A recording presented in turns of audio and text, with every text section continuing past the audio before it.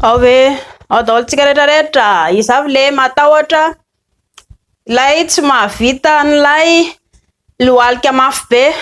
Tsy reraka ko manoratsika rehetrarehetra niza fa rehefa mihinana sakafo matsiro isika dia tsy maintsy tsara foana ilay mihinana voasary makirana. Dia rehefa misakafo matsiro tsy isan'andro fomba farafaharatsiny na hoe indroa isan-kerinandro na koa ohatra hoe intelo isan-kerinandro, fa inona ary izany tokony atao aloha mba hampikotranana ilay izy raha ohatra ianao zatra misakafo mba ara-dalàna tsara. Miakatra mitsinga, mitsinga dia mitsinga, mianatra mitsinga isika, mitsingatsika ohatr'izay.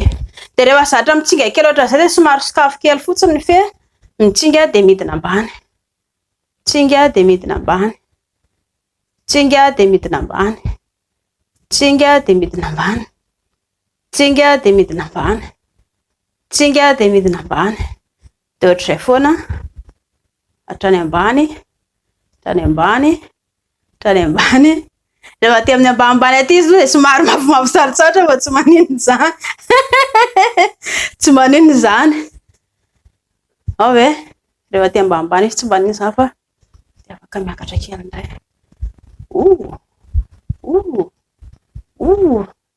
Ao ve? Ohatr'izao no ataontsika mba hahasalama vatantsika dia hitanareo tsara fa na mihinana sakafo matsiro na koa ohatra resika le ho an'ny lehilahy izao mora tonga ny lehilahy. Rehefa manao ohatran'izao lehilahy tonga dia milamina tsara. Dia mba ataovy zareo fikolokoloana vatana. Ny fikarakarana vatana dia miainga aminao ihany. Ho antsika ilay zatra hoe zako te hahazo fanafody taraiky eo ianao. Fanafody natao manimba vatana. Ho an'ny olona marary fa diran'ovana rehefa tsy fitany. Dia na olona salama be indray na fanafody. Ao